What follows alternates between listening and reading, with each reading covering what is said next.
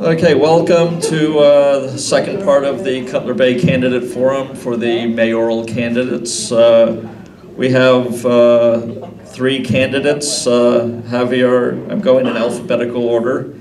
Javier Giraud, Tim Meerbott, and William Scott. The order that they're going to be answering questions has been predetermined, and they're sitting in the order that they've selected. So we're going to go ahead with questions from the audience. Sorry. You're each going to have a 3-minute introduction period. So first is going to be Mr. Scott. Good evening. I'd like to thank Mr. Corriette for bringing us together, along also with Mr. and Mrs. Condon. Many people are wondering who I am. A lot of you folks here do not know me. I'm pretty much the last person to submit the name for candidacy for mayor. It's something I did not decide to do, prior to literally one day before, and that's pretty much only due because I saw things in the direction they were headed, and I believe we were heading in the wrong direction. A lot of things in our town are getting taken care of, but some things, the most simple things, have not. As for my background, my background is in the military and as well as support of law enforcement, local, state, and federal. I belong to the Knights of Columbus, do a lot of charity events for our community and for also our surrounding communities. I didn't have anything pre-written up here for my introduction, but some of the folks here do know who I am and exactly know why it is I'm doing this.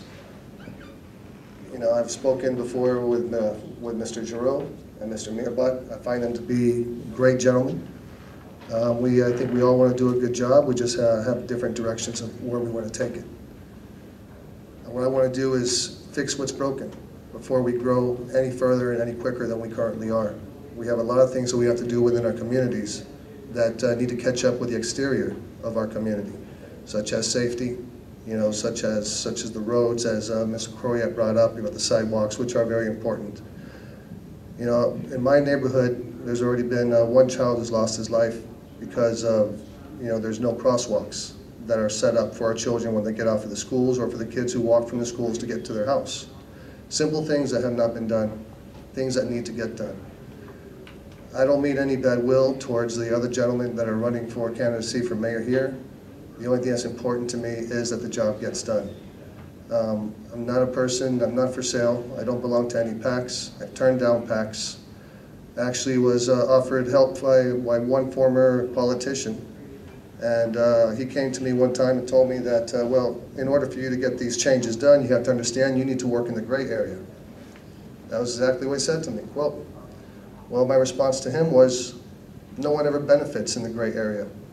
Politics is politics. There's too much politics going on, and as everybody knows, politics doesn't fix anything. You either do it or you don't. If you're not going to do it, step down, let someone else do it. In the military, there's a term, if you don't like the job someone's doing, then stand up and take it away from them. That's the reason I'm here today. Like I said, there are good folks here in our town. A lot of things are getting done. I just want to fix this stuff. Get it done once and for all. I'm not going to run for office after this. This is something, like I said, I didn't just want to wake up and become a politician. No, I'm not. I'm a soldier. That's the way I direct my thanks. Thank you.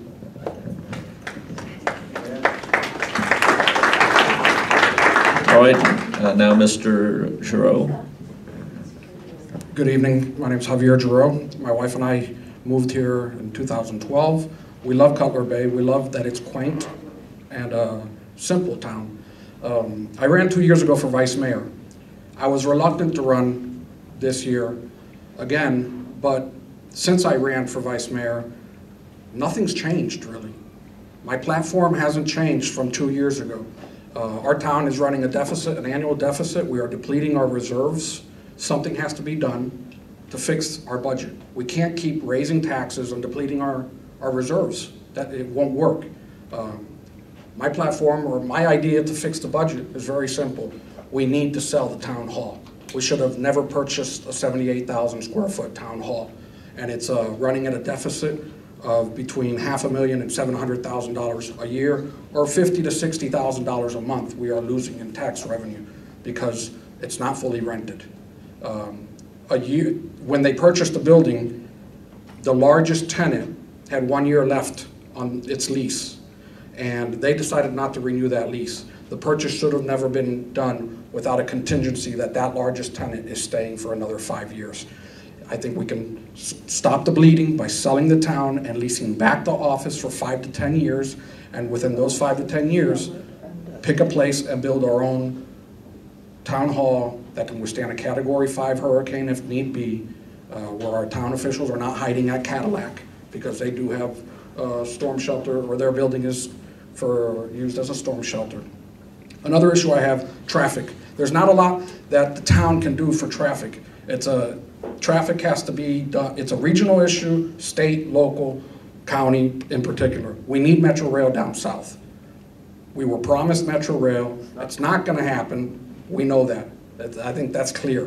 What we can do as a town is reduce our density within the town. I am opposed to our current land development regulations that allow up to 2,000 more condominium units along Old Cutler Road.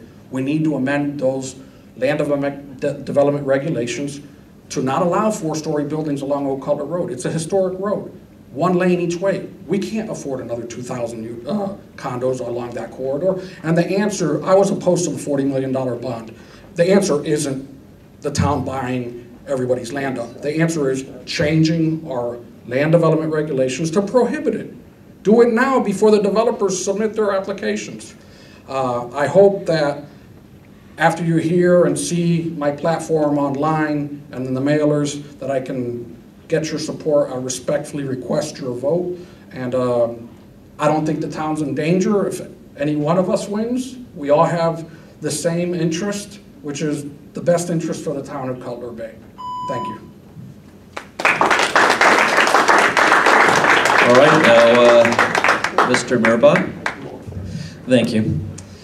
The first question you get asked is, why do you want to be mayor? And that's real simple. I grew up in Cutler Ridge, I came to Cutler Bay. I moved here when I think was 1 year old, back in 1965, and I was raised here. I had a great life growing up. My parents taught me one thing, that if you want to make the area better, then you got to get involved. They had a great example to follow. They were involved at the church and in the league, and they made a lot of friendships and bonds with the community, which really made it a special place. So when I was growing up, and once I started having kids, I did the very same thing. I got involved any way I could.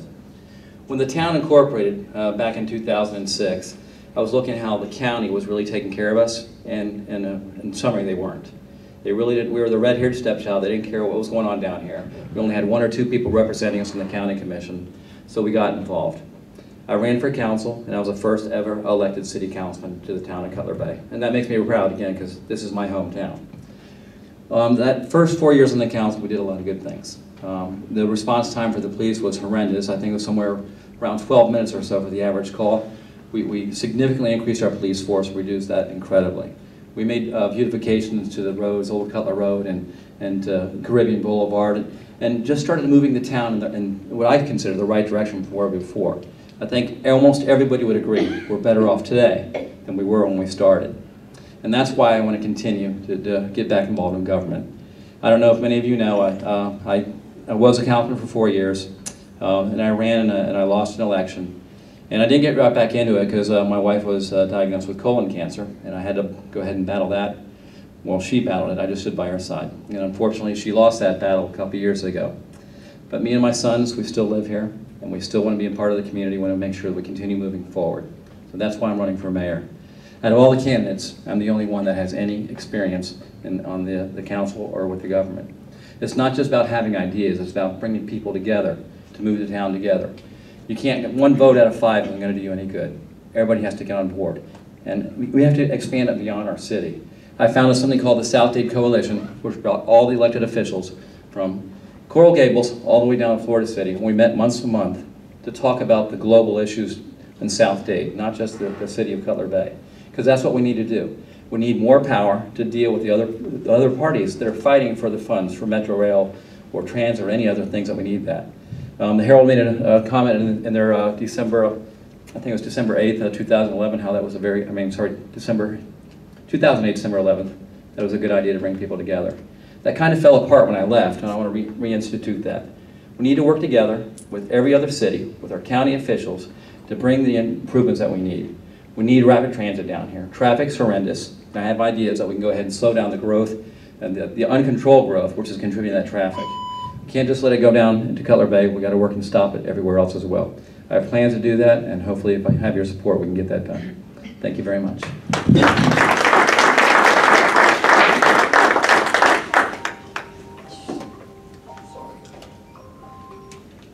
Silence your cell phones, please.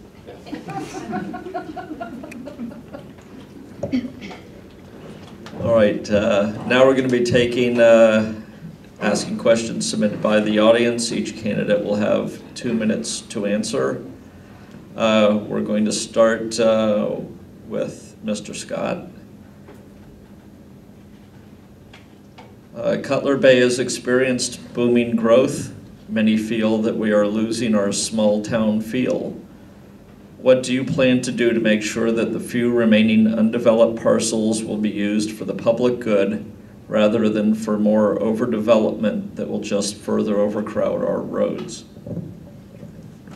Whoever wrote that question, thank you very much. That is something that I definitely want to be part of. I do feel that we are losing our integrity here in our town with all the developments going. That's pretty much growing, around us and on top of us. Unfortunately, there are some things that we cannot do because there are decisions that were made years ago, and to fight them in court will just deplete all of our money and attorney fees and court fees and things of that sort.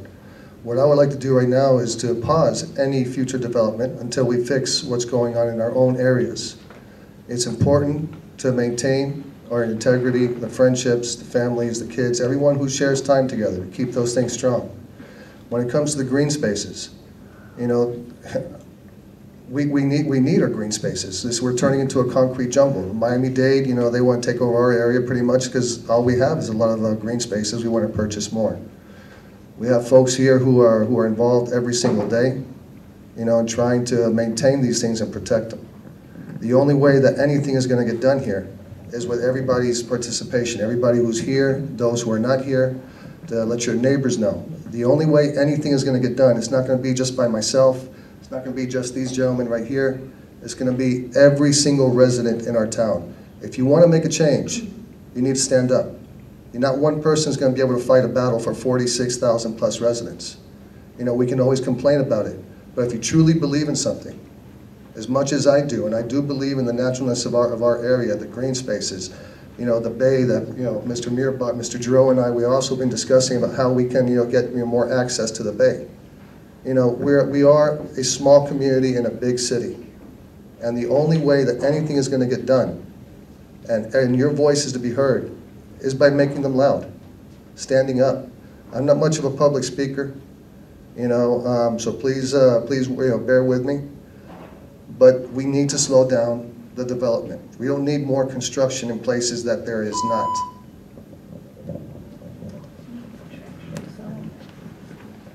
Right, Mr. Giraud. Can you repeat the question?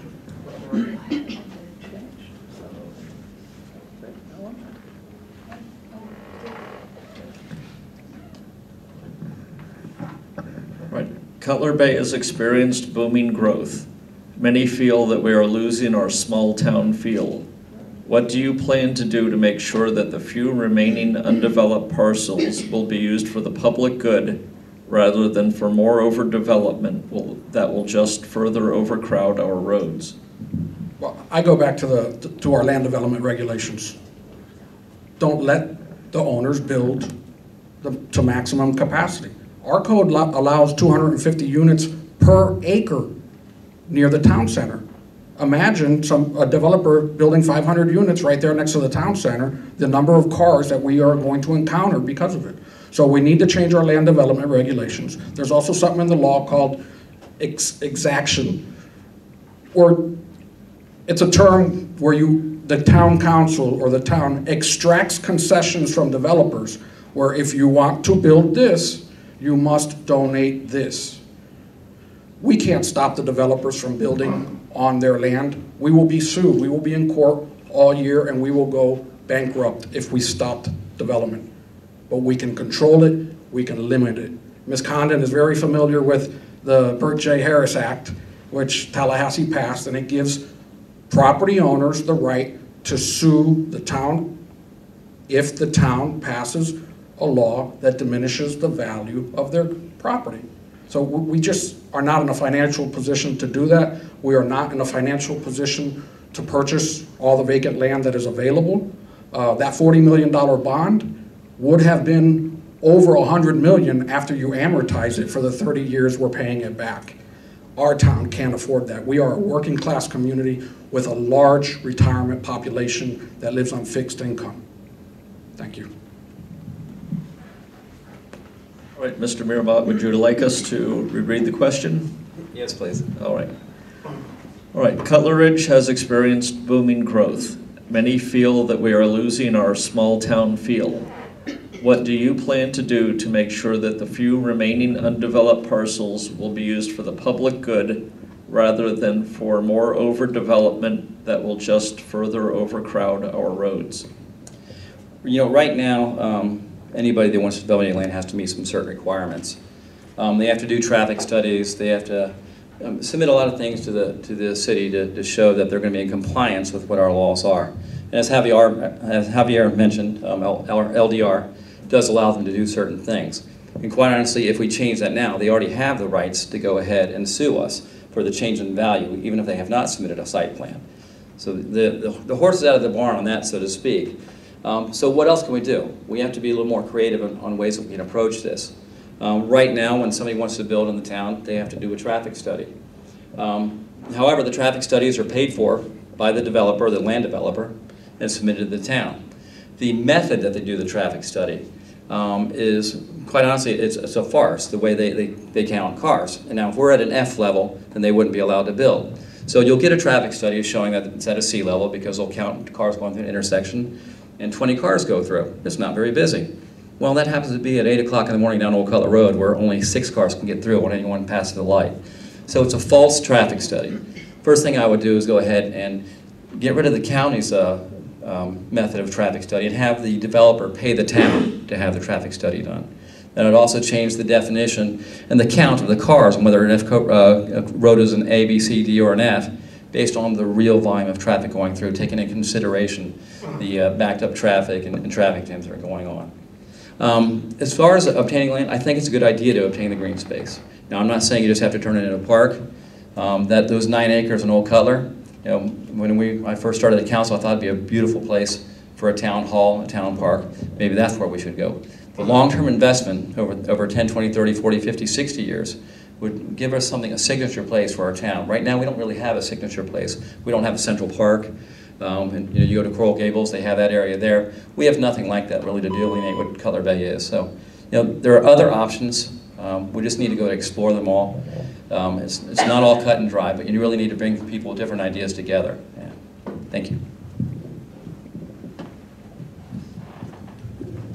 All right. Our next question is going to first be answered by Mr. Giraud. What is your plan to maintain our all-magnet Cutler Bay High School, magnet middle school programs, and admission preference since the town chose to not renew our agreement with the Dade County Schools?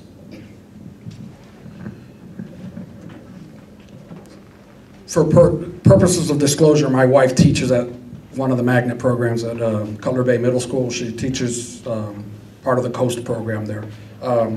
And for clarification purposes, it was brought to my attention that in my interview for the Miami Herald, I had said that town canceled the contract. That was a mistake on my part. Now the mayor has made it clear to me that the agreement was allowed to expire. What I've been told is that the reason it was allowed to expire is that the town imposed some additional requirements on the school board, requirements that the school board could not accept or would not accept. As I said previously, I would like to meet with the school board, Dr. Feldman. I know Mr. Meerbott has a personal relationship with Dr. Feldman, and try to renegotiate the terms of that interlocal agreement. having a teacher that, a wife that teaches there, I can tell you that over the years since the town has contributed that funding to the program at both the high school and the middle school, the scores have gone up progressively at the middle school for the students. I think it's important that education be a holistic issue, not just a school board. It was great that the town and its residents supported both the high school and middle school. You don't see that in every town, and I'd like to see that interlocal agreement entered into again.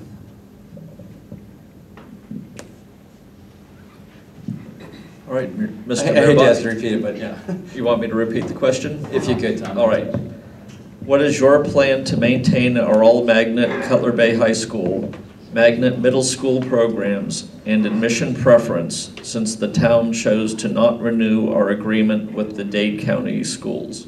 Again, I don't think it was the town decided not to renew it. I think there was just a failure to complete the negotiations and to extend it. From my understanding, the town made a proposal and the county never came back with an answer to that. And that's why it's really important to have relationships with the other parts of government, including the school board. We have to make sure there's an open dialogue, and so we can go ahead and make sure that we have a complete understanding of what we need from each other. It's a great program, and everybody, well, at least I would like to continue it. And my guess is that the county would like to continue it as well. But for some reason, we weren't able to come to a meeting place on what was necessary to extend it.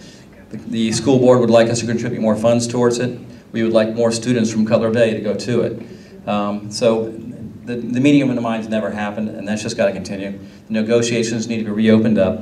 We need to make sure they understand the positives from our end, and maybe we have to make sure we understand what the positives on their end. We had similar negotiations like this for Saginaw Bay Park many, many years ago, and we came to an impasse and a standstill. During those negotiations, when we finally pushed it to come to shove, they wanted us to keep the park and just pay for it. Let them keep the park, but us pay for it and run it. I wasn't willing to do that, and I said, no, I'm sorry. You do it, but you tell us what you're going to do with it. They quickly realized they weren't going to do anything with it, and they turned it over to us. We need to find common ground with them. They're not our enemies. We're working together to make sure our kids have the best quality education they can. We have to do a better job making sure our Cutler Bay kids have the best quality education and have the opportunity to attend schools in our neighborhood.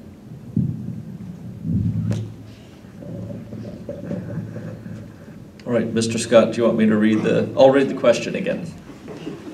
Just a reminder, the camera, the field of view of the camera isn't set really wide, so you're better to stay towards the middle, or else you'll just be out of the picture. Just have Steve walk around with it. All right.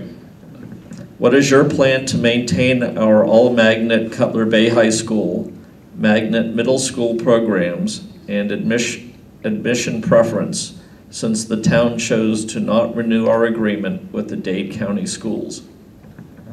Well, I'm not going to stand here and tell everyone. I'm not going to stand here and tell everyone I'm very familiar with the situation. My children attend Southwood Middle. They have a magnet program there. It is unfortunate that a lot of our kids do go to schools in other towns and not here within our own town. But at the same time, I believe that our children require every single advantage that they can get when it comes to learning. You know, there's been many issues in the schools, not only in our town, but the surrounding towns and also in different counties.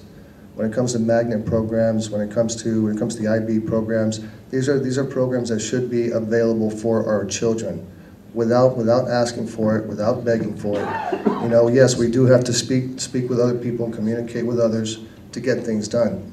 But at the same time, you know, we're here in our areas, we're always finding ourselves that we're getting the short end of the stick. You know, this is something that our children should be the first and foremost of anybody that we think about in our town.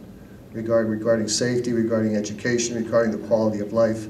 These are things that need to continue. There should be no question of if should we have it, are we going to continue it? Yes, let's have it, let's continue it. Mr. Meerbott, you know, apparently knows more about that than I do. I will give him that. I have not been in that position to actually discuss this, but as a parent, I believe that yes, our children need every single opportunity when it comes to their education.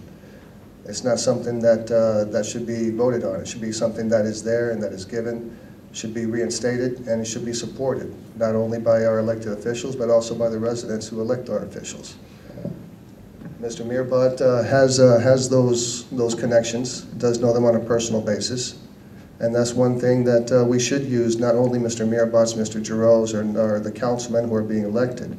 All of us here as a town should all come together and work together to make these things happen.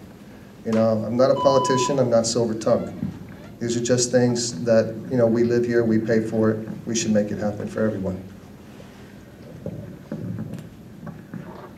All right, our next question will first be addressed to Mr. Meerbott. Why is the town dipping into reserves?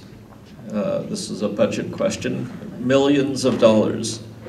What do you propose to do about it? Am I on, Steve? Yes. Okay, thank you. Okay. Why are we dipping into reserves? There's a number of reasons. One of the reasons, obviously, is the hurricane last year caused considerable damage to some of our parks, which, you know, and that's exactly one of the reasons why we have reserves. Another one of the reasons, obviously, is the running at a deficit of where our building is right now. When that building was purchased back in 2008, it was at the downturn of the market. Seemed like a great opportunity to go ahead and acquire some land, and the hope was to get it filled, and so it would basically pay for itself to have a town hall. Not to mention, we didn't have a town hall. We were having meetings here or over at Cutler Park, so we needed a town hall as well. You know, nobody has a crystal ball can see in the future, so you've got to make the best decisions possible at that time. And at that time, it seemed like a good idea. Now, hindsight, it wasn't filled up, and I'd have to be in agreement with Javier that at that time it probably would make sense to sell the building and lease it back out. The good news is I think the building's value has probably gone up by about $6 to $8 million since we bought it, so it's going to cover a lot of that cost. You know, that wouldn't be one good way to go ahead and get our reserves established. But when I was on the council, we always had the healthy reserve. It put us in good position for bonds, put us in good position if we ever have to deal with natural disasters like hurricanes. The key going forward with the, you know, not looking at the big issues like buildings and hurricanes is really just being fiscally conservative with the way that you spend the money. You got to make sure you're spending your money on things that matter. Police really matter a lot. Like I said, our crime rate has gone down and our property values have gone up, and our quality of life and our safety has gone up because of that. But each and every year, you have to get together and work and look at what is absolutely necessary to improve the lives of our citizens. It's not just a simple answer, I'm not going to raise taxes or I need low taxes. It's really a study of the best way to balance out what the needs of the citizens are and what the needs of, and with how much they're going to be paying in their taxes. So it's not an easy answer, but those are the two big reasons. But fiscal responsibility, reducing the budget as much as possible, getting rid of costs that you don't need. All right, same question, Mr. Scott. Do you want me to read it again? Yes, please. All right. Why is the town dipping into reserves? Millions of dollars. What do you propose to do about it? Well, once again, we have to give this to Mr. Giraud. You know, what he says is correct. We need to sell Town Hall. It is hurting us. We are hitting the negative in our area. It's not adequate for an emergency situation as well.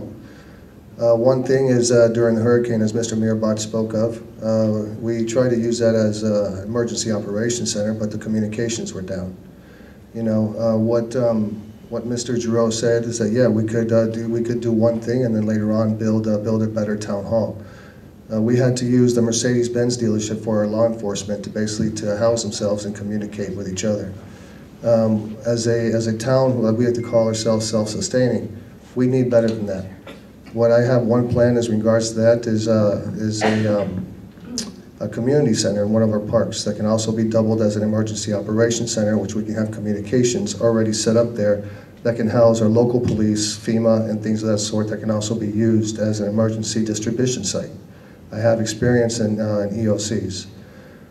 You know, one thing we do, we need to save all the money that we can. You know, we work out of Town Hall. It's a lot of good people work out of Town Hall. Things get done, but the things need to be operational, need to be sustainable. If Town Hall is if we're losing money in that building, then it's not really, you know, self-sustaining. We should only have the things that we actually need, at least at this point. We need to start saving money. We need to increase our emergency funds. I believe right now we are at 20 million, not less, in our emergency funds. You know, but the thing is that you know, there's a lot of issues that we have going on around our towns, and if we have things that are making us lose money, we need to take a look at that again and fix that situation. I don't have as much experience as Mr. Meerbott was talking about, but the thing is that a lot of people who work in town hall do, and those are the people who I will be counting on to find these solutions to our problems. Thank you. All right, I'll read it again, Mr. Giraud. Why is the town dipping into reserves, millions of dollars? What do you propose to do about it? I'll go back to what I said before. We really need to get rid of the town hall. If we don't get rid of the town hall, we're looking at between $500,000 and $1 million to renovate or exchange or replace the building's chiller, the air conditioning system. In addition to that $1 million, the town council has discussed spending up to $2.5 million, I believe, to reinforce it, to make it hurricane proof. I think that'd be a waste of money. I think it's time to sell it, release it, and perhaps even with the profits, purchase a piece of property and use those funds to build our own smaller town hall. We've been dipping into reserves for years. I agree with Mr. Meerbott. Irma is one of the reasons, but we've been dipping into reserves for several years now. We spend a lot of money on studies, hundreds and thousands of dollars on consultants, whether it was a $25 million Olympic pool, a $14 million skate park. The council even approved to spend up to $980,000 for the skate park plans and engineering. Thankfully, we have two council members here that put a break on that, Councilman Callahan and Councilman Coriat, as well as the Vice Mayor. I'm very thankful as a citizen that they put the brakes on that, because $1 million nearly for engineering and architectural drawings was just ridiculous. Studies for traffic circles and speed bumps. Well, they did the study. I still haven't seen one speed bump installed yet. I think traffic calming devices are helpful. They can, where you install them, you redirect your police resources. But basically, our budget problem boils down to the town hall, and we're just spending on frivolous studies. And the last thing is, I think it's outrageous that we have $20 million in reserves, and our investment income was $40,000 2 years ago, $40,000 the following year, and then $50,000 this year. That's unacceptable rate of return on $20 million. A CD would triple, quadruple that.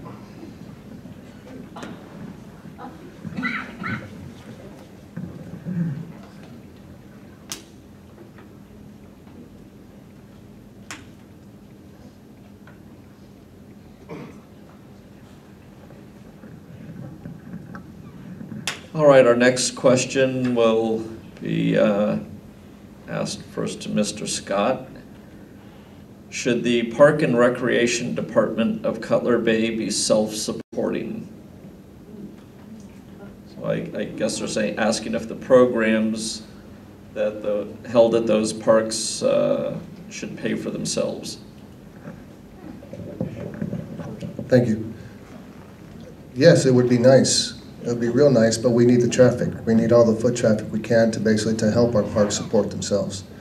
Right now, we need to make the parks, build the parks to a certain extent to go with the way the amount of people in our residential areas are using them. Right now, we need to fix we need to fix the parks. We need to increase the parking. Just recently, over at Bel Air Park, you know, one of the kiddie football teams. Great sport, having a great time, but we're getting a lot of people bussed in from other towns that's impeding on our residents. In order for us to basically be able to make money off of our parks, we need to use them more. You know, we need to fix them. We need our town to be happy of our parks, that you know that they're pretty, that they're repaired, that there's no excuses when it comes to the repair. In reference to making money, yes, I don't know how much money we can make on those parks when it comes to the events. We have to have more community events. You know, people talk about concerts, people talk about chili cook-offs. All these things, yes, can make money for our parks. The sports can make money for our parks. But the only way that our parks are going to make any money is if people actually want to go visit them. You know, there's plenty of issues that our parks have. We have a few parks that are absolutely beautiful, and they're being utilized. They're being utilized consistently. But a lot of the smaller parks that people used to use are the ones that need most repair right now. And I know our town is trying to make it happen, but there's one delay after another. There's one delay after another. You know, if we want to make money off of it, we got to fix it, make it nice so people actually want to go to it in the first place.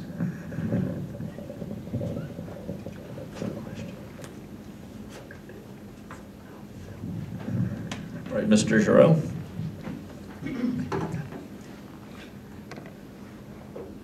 I don't think the parks will ever be self-sufficient, and I don't think it's fair to ask our Little League and Corey Leagues to pay so much to make them self-sufficient. I am in favor and asking for more from the leagues, provided the town agrees to give them longer-term leases for the parks. I've talked about the baseball league at Franjo when it was playing at Franjo, and the soccer league at Cutler Ridge Park, and they've always complained to me about short-term leases. They don't qualify for national funding with short-term leases. If they could get, what I've been told by them is that if they could get 10-year or longer leases, then they can apply for national funding. And if that's the case, then yes, let's ask them to pitch in more money to help the town defray the cost of parks. It's going to be, I think parks will always be subsidized. It's one of our obligations.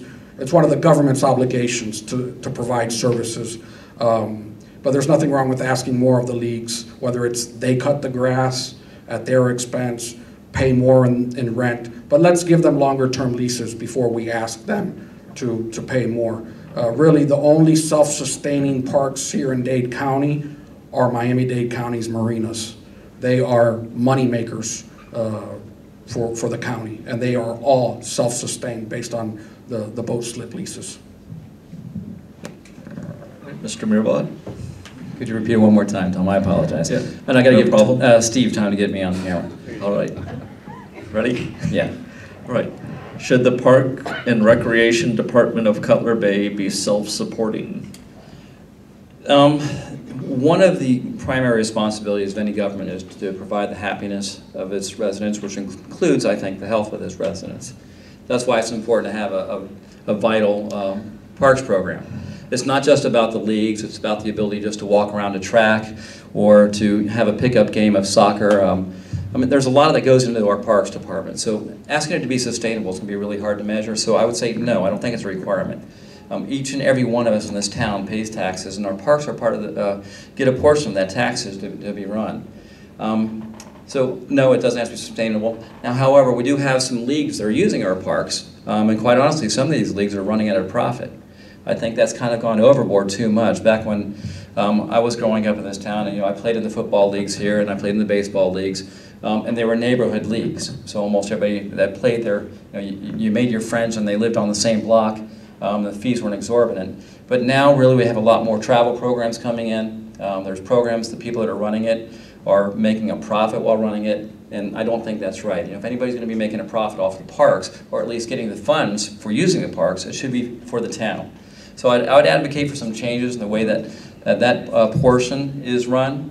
I'd advocate that the town get more involved with making sure that they're running in leagues in cooperation with the people that are from the town, who can be the chairman of the board for whatever league it may be, working in conjunction with them. One of the things that I did when I was a city councilman was working with the soccer league. One of their big deals was having lights. Lights would be something that they would never be able to afford, so they basically had to end their practices very early. We move forward, we have lights there now. Not only is it the soccer team that's using lights, but the people are walking there after they get home from work at night. It's good to see them getting out. They're getting exercise, and they're actually communing with each other and making it a neighborhood again. So those are the things we need to continue to do. Saga Bay Park as well, that's the park that we acquired when I was a city councilman. It's a great park, we made a lot of improvements, but we can do more to that as well. Asking each and every individual league or team to pay to use it would not be the right thing to do. We need to open our parks to all of our citizens. All right, we're trying to ask questions on a variety of topics, and we've kind of run out of questions from the audience. I do have a couple of alternate questions. No one has seen these questions, but I'll ask this first to Mr. Giraud. For years, the residents have wanted better restaurants and other businesses to locate to Cutler Bay. How would you make this happen?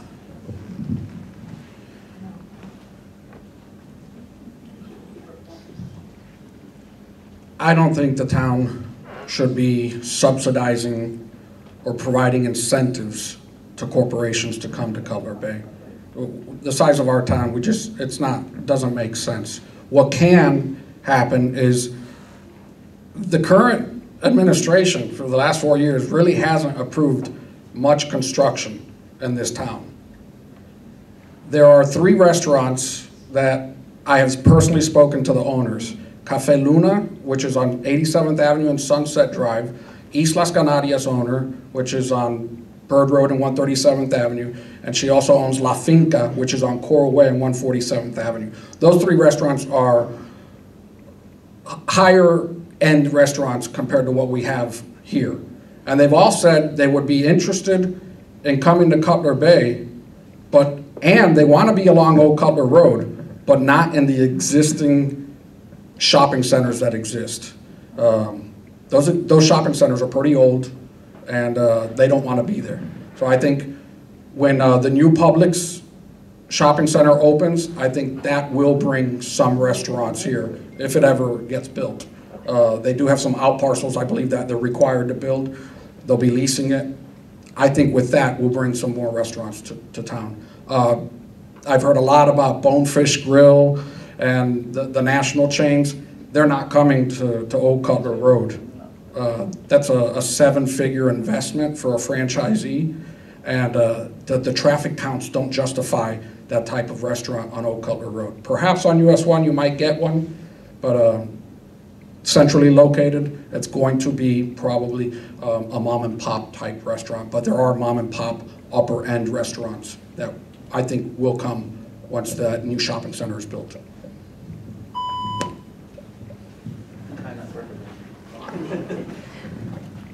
All right, you want me? I'll ask it again. Thank you, Tom. Again, it's just for Steve. Yes. Steve, you get closer, you'd be fine. For years, the residents have wanted better restaurants and other businesses to locate to Cutler Bay. How would you make this happen? All right. You know, it's unfortunate that we don't have the type of, I guess, the shopping areas or buildings that would attract better high-end restaurants, but there are other ways to do it. Back when I was a city councilman, we had the same complaint. Not much has changed since I was a city councilman. We don't have the restaurants we need. I took a different approach. I went into the retail associations, the ones that leasing malls and one for restaurants, and I took a package from Cutler Bay with our demographics and really had to show them and said, you know, we're not the little city that we used to be. Okay, we're not 15,000 people anymore, we're 45,000 people. I talked to restaurants like Buffalo Wild Wings and Ale House and many others, and just showed them the package. Buffalo Wild Wings is one of the ones that came down and moved here. And when they did move here, that franchise right there is one of the most successful that they had. So just taking a little bit of a different approach, not only just waiting for things to happen, but taking the initiative to go out there and say, you need to look at this place because this place is amazing. We're, in the top 10 growing cities in the United States. We have opportunity. They should get in there while it's early. We have to find a way to market ourselves to them, let them know who we really are, and encourage them to get here and not just wait for things to happen.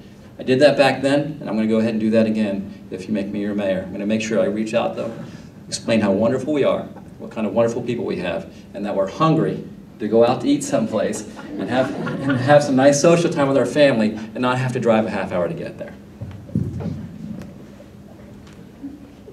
You still have 28. I'm going to sing a song now from, sorry. All right, Mr. Scott, I'll read it again. For years, the residents have wanted better restaurants and other businesses to locate to Cutler Bay. How would you make this happen? First off, it's a lot easier answering all these questions on social media at our local pub. But this is something that myself and some of the residents have been trying to push lately. If some of you have the Nextdoor app, You know, we're trying to push for our residents to currently use the restaurants that we have. You know, unfortunately, a lot of us, we like one particular place, and that's where we go. You know, we won't try any other place. But if we want other businesses to come to, you know, to come to our town, we have to prove, you know, that we're able to use the restaurants that we currently have. We need to, you know, increase the foot traffic that they have. You know, Sergio's, Sandbar, Pub Grill. You know, many of the restaurants around Old Cutler at the same effect in South Day Plaza, all around our areas. There's probably maybe a couple of restaurants I haven't been to yet that I need to go to. You know, but if we want to bring, you know, if we want to bring more restaurants, you know, we first have to take care of the ones that are here right now. These are mom and pop shops that cook great, you know, but they're struggling to pay the rent. And honestly, it's, you know, as much as I want to invite more restaurants to come in and set up shop in our area, we need to take care of our own first. You know, that's priority. Let's take care of the ones that we have right now. And then I think that, you know, at the same time, other businesses will be able to see, hey, this business is getting a lot of foot traffic. You know, hey, you know, they need to know and to feel confident that they're actually going to have people going to enter the restaurants. Once that happens, then we have enough background to go and say, hey, yeah, we would like to have your restaurant come over here, and we are 90% sure that, you know, that you're going to do okay, that you're going to be able to make your rent. You know, that people are going to come in and enjoy it. One thing I like to say to our own businesses is it's been proven, a lot of our restaurants get involved in charities. You know, one thing, if it's a cancer charity or if it's a golf tournament for a church, and a lot of those things bring our community closer. At the same time, bring more foot traffic to those restaurants. All right, this is going to be our last question. And we are running a little short on time with the closing remarks, so we're going to limit this to 1 minute. So it's a simple question. First, it'll be Mr. Meerbott answering. If you were to propose a new Citizens Advisory Committee for the town, what would it be and why? A new Citizens Advisory Committee for the town. What would we talk about out of left field? You guys are lucky. Well, I have a minute and have to think about that. I guess it'd be about how do we make sure that our government is open and transparent. We're a digital society now, and a lot of things can go online, but there's still some other things that we can get out to the people quicker. You know, whether it be, you know, having the council meetings live, streaming, those kind of things. So I would say get a Citizen Advisory Committee to make sure that we're open and transparent to our people as we need to be. That would be the first thing I would do. And how much time do I have left now? 20 seconds. All right, Mr. Scott.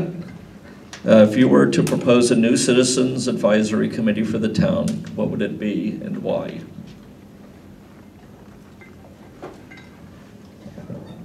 New Citizens Advisory Council. Well, I think that's something that all of us here need to do. Not only one council, but many. You know, because all of our voices need to be heard. We have 46,000 residents here, and unfortunately, I think maybe a portion between 10 to 12,000, maybe 15,000 vote in a particular election. We have many issues here, and one thing that we have to do is to get, you know, to start committees is to get people interested. What committee can we start? That's the first one right there. Get the residents and the citizens of our own town interested into what's actually happening to our town. Everybody here, people who are here today, care. That's why you're here. A lot of your neighbors don't even know that this is happening tonight. So here right now, we're a committee. Now it's our job to go to our neighbors and let them know what's going on. So this is how it begins, right here in this room. This is our first committee.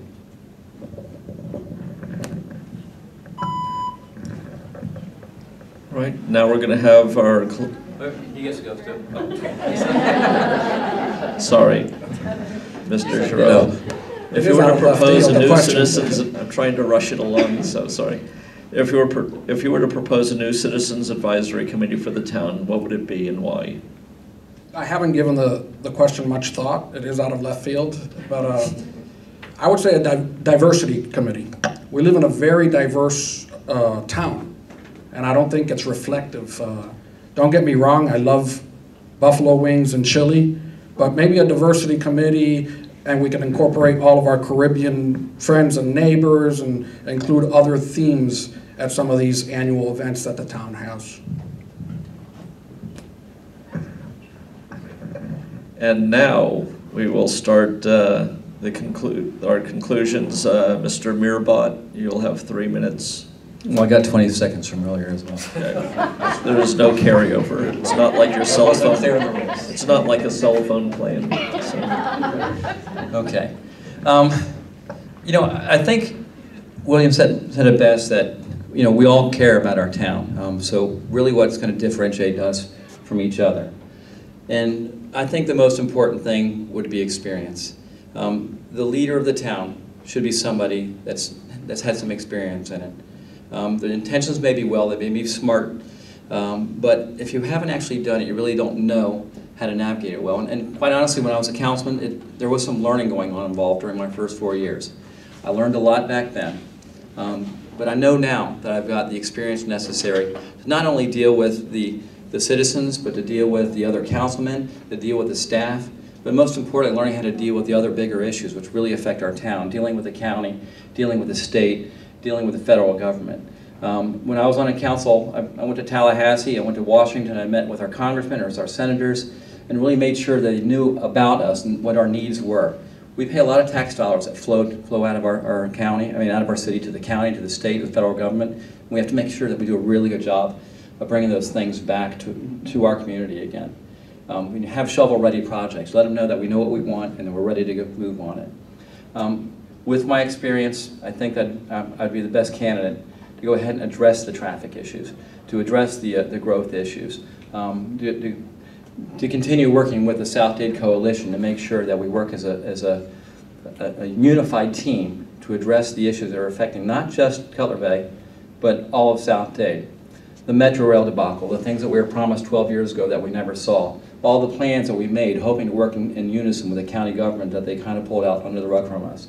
We need to get back on track and hold them accountable to us, okay? We need to make sure that they give us what they promised us.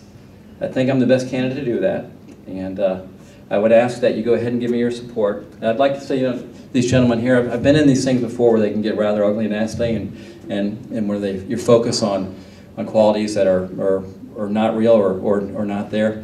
And I'd say thank you, gentlemen, both for focusing on the issues. And you know, I even had a nifty quote that I don't have to use now. But the bottom line is, we all care. I think you can understand that I really care about this community. I grew up here. I want my family to grow up here, and I want my children's children to grow up here as well. Cutler Bay is not just a town to me. It is the best town in the United States of America. There's a reason I've never left this town. I love the people, I love my family, I love the friends, I love the community. And my heart is in this to make this the best place possible for all of us to live, work, and play. So I ask you all, please, please, give me your support. Give me your vote for mayor for the town of Cutler Bay. If you want to learn about me, please just talk to me. I've got some brochures. We all have websites, Facebook. But talk to me and I'll let you know more about me. So thank you all for taking the time to attend this tonight. Again, Cutler Bay is a great place to live. Let's work together and make sure it stay that way. Vote for me, Tim Meerbott, please. Thank you.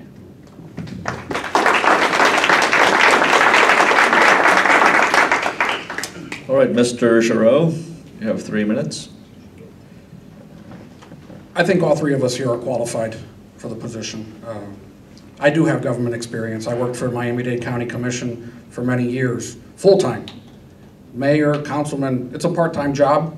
You can make it a full-time job if you're truly committed, but honestly, you're obligated to go to the monthly meetings and the budget hearings. But it's a part-time job, and that's why the pay for that position reflects that it's a part-time job.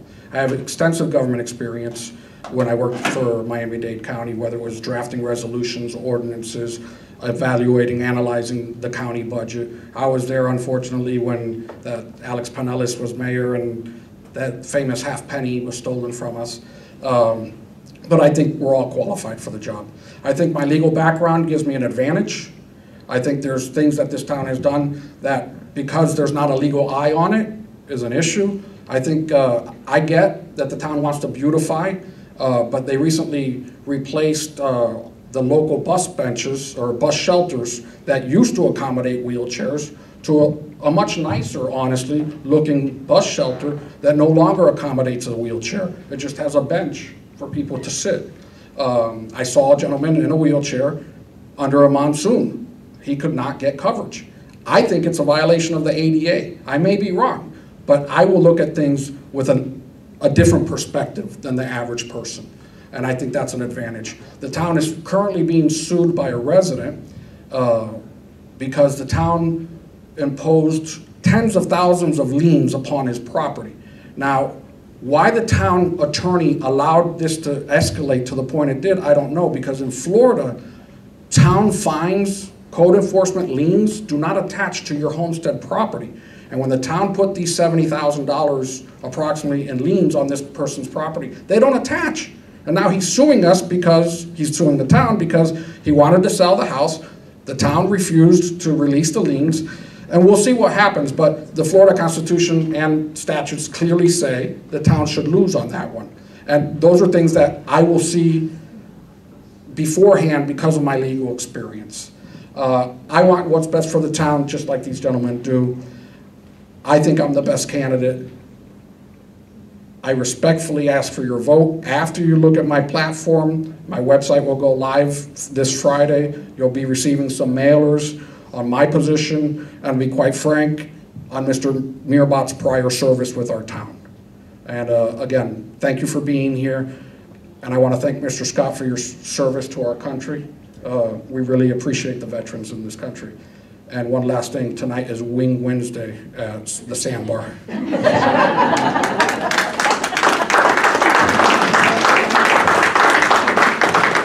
All right, Mr. Scott. Thank you, gentlemen, both of you. It's been a pleasure, a real pleasure. Well, as you know, I'm not a professional politician, and I do have some issues when it comes to public speaking. I'm normally in a dark room doing intelligence analysis, and nobody bothered me. Just doing my work and then reporting it back to one person. I love my town. When I moved here in 2013, I didn't really know anybody. You know, our family had some medical issues at the time. The community is what took me in. You know, I've learned about everybody. I learned how everybody took care of each other, and that's what brought me closer to my community. You know, our town hall and our elected officials, they do a great job. And it's not easy. It's not easy doing their job.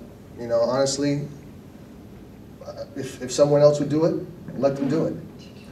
I'm only here just for one reason, and that's just because I just see things that are in our town that need to be fixed. Most simple things. The next 4 years within our town is going to define the years to come. Before we start growing more on the outside and start doing more development, let's first fix our infrastructure. You know, as more people start coming into our towns, you know, our law enforcement needs more support.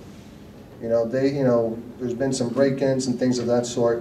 You know, you can't have, the number of police officers we have right now be all over the town for so many calls. We need more law enforcement in our area. We need to trim the fat in our budget so we can do this. You know, this is a place that brings me comfort. It's one place that I really love to call home. I am not a professional politician by far. You know, if anything, I'm just here with a hammer and nails. I just want to fix things. After these 4 years are done, let the professional politicians take over as they will, and let's just move on from there. You know, this is not something that I grew up that I wanted to be. As a matter of fact, I just wanted to be a soldier. That's what I did. You know, I did my job. I believe I did my job well. I also worked alongside law enforcement personnel for a number of years. Also worked under the American Embassy. Again, you know, I'm not experienced in silver-tongued politics. I'm not. I don't wish to be. If anything, I look at this more of a homeowners association type of situation, things that need to be fixed that we've been complaining about. You know, we have plenty of professionals in town hall. My job is just basically to identify the situations, and the people who work in the town hall and our surrounding areas, those are the ones with the experience. Those are the ones that get things done day in, day out. As it is said, you know, as has been said already, a mayor's position here is only part-time. So the real people who get things done are the ones that you don't even really see. the ones that sit behind that desk and hear all of our complaints, and have to take a bottle of Tylenol to, to deal with their headaches, those are the ones that get things done. I am running for mayor, and I ask for your support. Thank you.